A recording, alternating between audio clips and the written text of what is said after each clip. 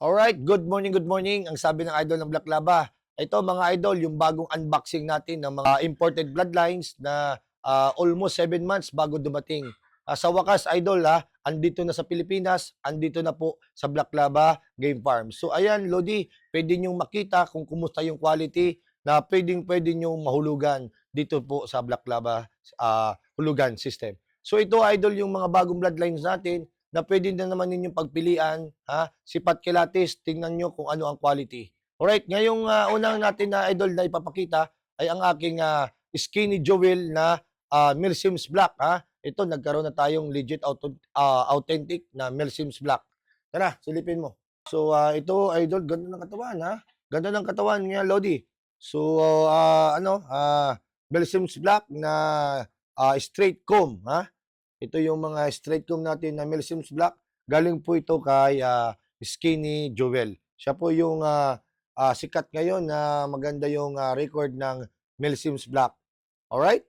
So ayan unang pulit natin. Lodi, salamat po. Okay, idol, itong pangalawa nating pulit. Okay, napakaganda ng napakaganda ng black na black yung mata. Super ganda ng quality ng mga manok na to. So ito idol imported to na abangan yung magiging F1. So bali ito po ay quadro. So open po ang 20 slot para sa mga seryosong kukuha ng ating bloodline. At ngayong early bird po magkakaroon na tayo nitong napakagandang materials. Okay, so tatlong pulit Lodi. Ayan, sina. Alright, ito yung broodcock natin na broodstag Big boy mga idol. So ayan Lodi napakagandang materials. Yung buntot niya medyo na sa stress kasi karating lang nito ngayon idol. So ngayon lang 'to dumating na ngayong lang umaga galing sa airport. Ayan napakapula ng muka, napaka-healthy. So napakaganda ng sukat nitong Milsims Black natin na ayan ganda Lodi. So ito yung gusto magkaroon ng authentic na imported mismo na Milsims Black, open ng hulugan system dito sa Black Laba. Okay, silipin nyo kung gaano kaganda yung tayo. So magkabilaan po, napakaganda yan yun, tingnan nyo po Big boy na big boy, ang ganda ng sukat. Ayan Lodi, silipin natin sa loob ng 3x3.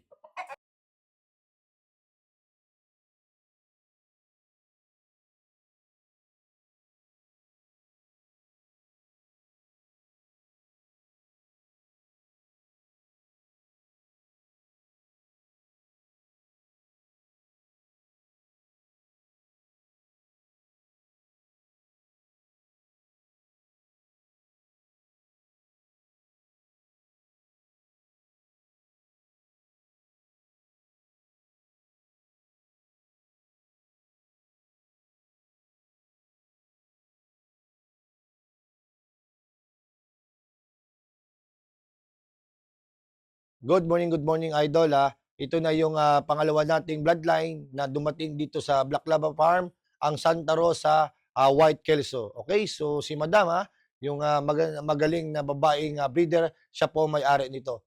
Napakagandang bloodline na White Kelso na imported bloodline. Silipin nyo ang mga idol.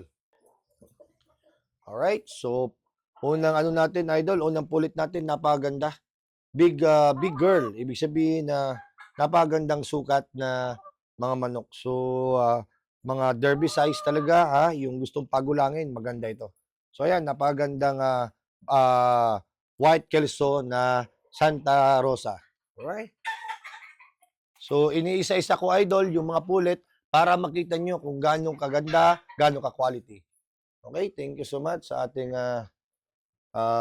farm manager. Ayan, Lodi. Napakaganda naman itong pulit na to. Ito po ay ang ating straight comb din Lahat po sila idol straight comb. Pero ito pa mukhang P-comb to. Oh, wow, mayroon tayong P-comb. Masaya rin at magkakaroon din tayo ng P-comb, okay? So abangan ko magkaroon ng P-comb. Napakaganda. Alright, itong pangalawa natin na pulit. So, okay, pangatlo natin ay straight comb pa rin. Okay? So, ilan ang P-comb natin? Dalawa ang P-comb. P-comb yung nauna? Good. So, ayan ito straight comb din to. So ayan ha, isang straight comb, dalawang P-comb na po na ano. Ang ano natin sa tingin mo, ay straight comb, P-comb. Okay? Ito na po, silipin nyo ang ating magiging broodcock. Ito po ay personal broodcock ni Madam, ang ating breeder. Kaya cock na po siya, talagang pinapili ko yung personal na ginagamit niya. Kaya napakaganda nitong materialis natin, Lodi. So ayan 2 years old lang na. Cock na tong materialis natin. So ayan, napakaganda, Lodi. Nakikita nyo kung gaano kaganda. Napakahaba ng buntot. Ganda ng sukat, Ayan, mahaba pa yung mahaba pa rin yung paa kahit matanda na, Mahaba pa rin kumbaga, ayan, kak na po ito. Napakagandang broodcock na white Kelso. So ayan, Lodi, ito yung mga materialis natin, Yung gusto po mag-avail ng white Kelso, ayan, open po tayo sa Lugan System. Abot kamay yung maabot itong mga bloodline namin. So alright.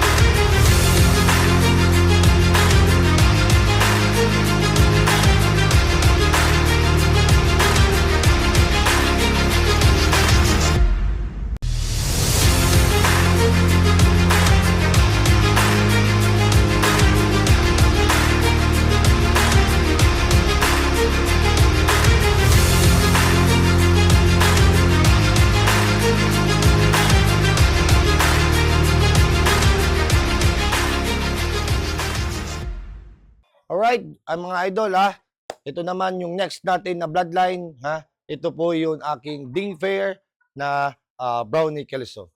Okay, Lods, tingnan natin. Napakaganda nitong Kelso natin na white Kelso. Ay, sorry, Brownie Kelso na Ding Fair. Okay? So ayan mga idol, super beautiful na pullet ng Brownie Kelso na Ding Fair.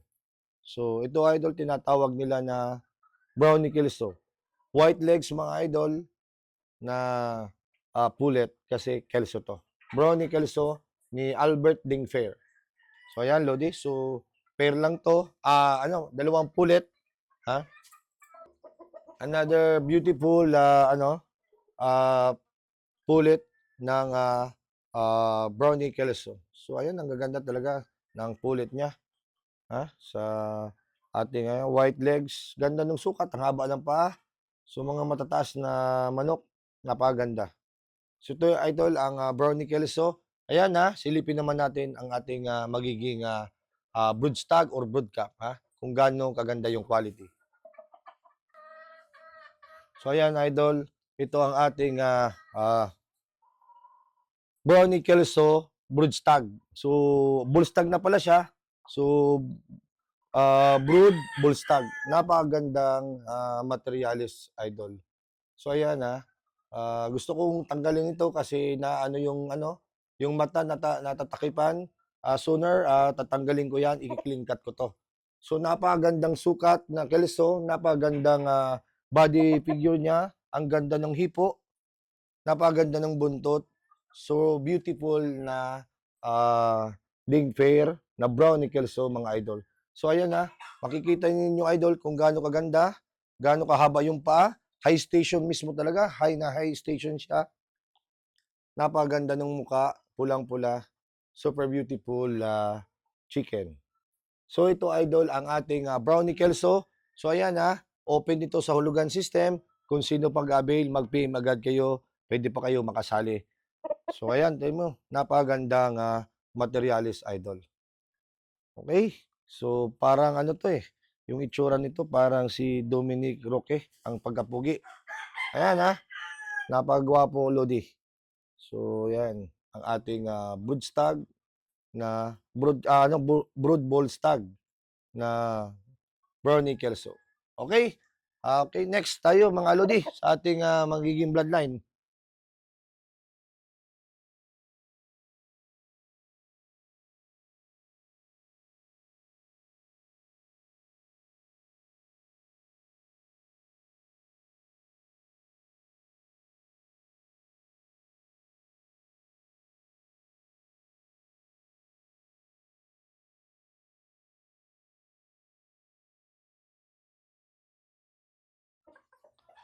Okay na yan. Hindi mo na pagalayon. Ayos na yan.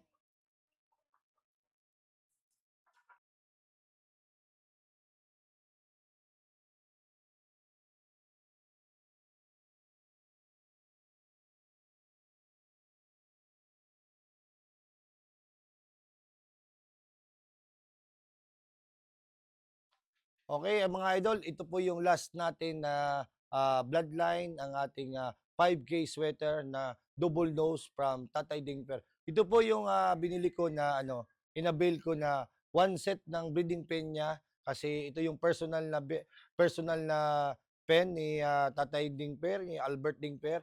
Yung isang set ng 5K sweater double nose, ito po yung inabil natin para maging bloodline dito sa Black Laba na pwedeng-pwede nyong mahulugan. Abot kamay mga idol na pwede nyong yung pangarap nyong imported mismo. Itong kagwapo na bloodline ay pwede nyong ma-avail at pwede nyong mahulug-hulugan dito sa Black Laba. So ayan mga Lodi, silipin nyo. Meron po tayong 5 pullets para marami-rami tayong mabreed agad nitong double nose line ni Tatay Dingper. Tara, Lodi, silipin natin. So, first, ano natin pulit mga idol. So, ayan, double nose ha. Makikita nyo, double nose yan. So, kitang-kita yan, Lodi, na talagang patunay double nose. Ito po ay ang ating first pulit na 5K sweater, double nose. Right? So, meron tayong apat pa kasi 5 babae yan. So, nakikita mo ba na 5? Pwede mong iikot yung camera. Okay? So another pulit, medyo dry na kasi maglulugon na po sila. Sakto ito magagamit natin this coming early bird sa October. So ayan double nose again mga idol na straight na magkakapatid po ito. Full sister po sila sa na materialis.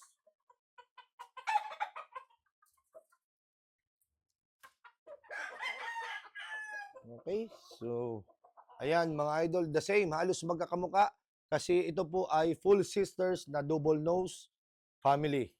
So ayan mga idol, patunay po yan na legit na ding pair, okay? So yan mga idol ang ating materials. So ito pangatlo, meron pa tayong dalawang pulet para malaman nyo na one set po ito sa isang breeding pair.